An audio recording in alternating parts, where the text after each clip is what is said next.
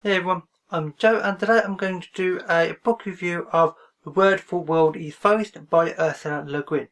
This is a science fiction book, as you can tell by the edition, as this is the SF Masterworks, which is a series of books by the publisher Guin, and it was originally published in 1972.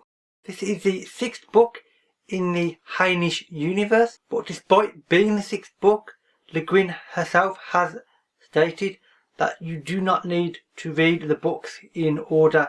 That just happens to be the order that they were written only. And indeed, this is the first of the Hainish books that I have ever read. And it won't be the last because I really enjoyed it. The Hainish universe is a universe where there are multiple humanoid species, 2 arms, 2 legs, mostly bipedal.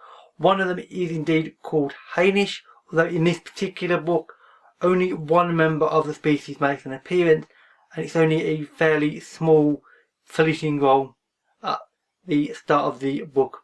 So to start with, I'll give a brief synopsis of the plot.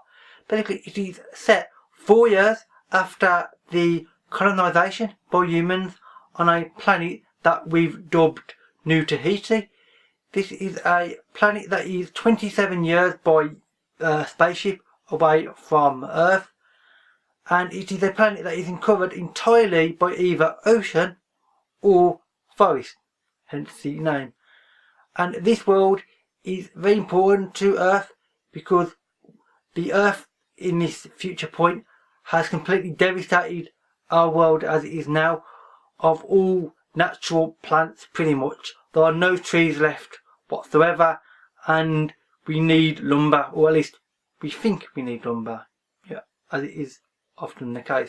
So this colony is set up for a lumber operation, and this is bad news for the indigenous population, which is a fully sentient small race of furry green humanoids which are intelligent, and indeed they can talk to humans. And this is causing a problem because this species gets manipulated and essentially forced to work for the humans on the planet, and it's really a bad situation for the indigenous people and even some of the humans there, because they don't like forcing the locals, which are called the Efshian by the way, to work for them. And the Eshians are not violent in any way. They truly do not understand violence. It's completely not in their nature. So when we are doing unpleasant things to them, and obviously we are doing things to punish them if they are not working the way we want them to, then this is rubbing off on them. And essentially one of them, called Siva, gets to a point where he truly can't take any more from us, and he starts to learn and understand the concept of violence itself. And this basically leads to a rebellion in one of these work camps, and these things happen and the plot goes from there. I'm not going to say any more because of spoilers, of course. So now I'll talk about the characters. The characters are developed quite well on the whole. There are some that fall into stereotypes and some that really don't, due to the obviously difference between the two species. And I really liked some of the characters. Some of them I hated and I was wishing they would die. I'm not going to say which characters, but as soon as you start reading and you get into the book, you'll understand which characters are good and you want to help and hope they do well, and others you want the exact opposite for, frankly.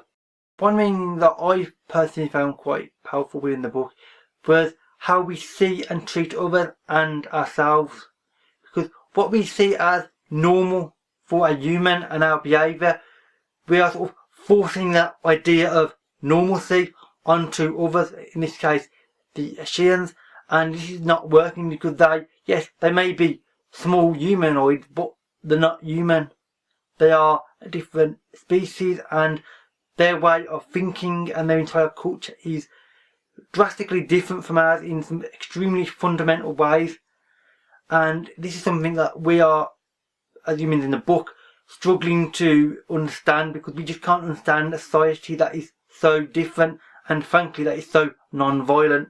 And the violence part is actually something that I also found to be quite interesting, because as humans, there is the thought that violence is inbuilt into us as a genetic trait, as a race.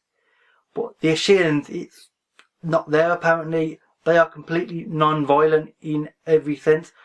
If they have any sort of disagreements between members of the community, they will just talk about it and try and solve them amicably, which they always apparently seem to do. Obviously humans, yeah, we're not quite at that point yet. Another interesting idea that I found was the issue with language and understanding another people's psychology and their way of thinking, due to this issue that I just previously mentioned about the Sheens being completely non-violent and them not understanding it in any sense, and obviously humans it being fairly second nature to us at this point. This presents problems because we can't understand somebody who won't settle for violence if things turn out in certain ways, and they don't understand what violence is. The thought of actually hurting and wanting, even the thought of wanting to hurt another person is completely alien to them. They truly cannot understand it on any level. Unfortunately, they are forcibly taught about violence and general unpleasant behaviour by us, the humans, and this sort of learning curve for them is unfortunately really unpleasant and really brutal. It's extremely well brought out though, and the ideas are really quite interesting. So overall, this is a very powerful story with some really interesting ideas that really do make you think. The inspiration for it can be seen in the era that it was written, and indeed one of the fairly obvious references is the Vietnam War. And overall, I loved this book. I gave it 4 out of 5 stars on Goodreads, I believe. I almost gave it 5, and thinking about it now, I'm not entirely sure why I didn't, because I really did enjoy this book really badly. I'd recommend this to pretty much anybody who just wants a really interesting and thoughtful read about thoughts of culture and indeed what violence could be and what it is in human nature that makes us violent, and indeed what makes us want to press that violence into others that aren't intrinsically violent themselves. And with that said, that's pretty much it for the video. So if you've read this book, then please let me know and we can have a conversation in the comments below. Or if you would like to read it, then equally let me know. We'll talk about pretty much any other book as well. You know, it doesn't have to be related necessarily. And thank you for watching. So I'll see you another day. Bye for now.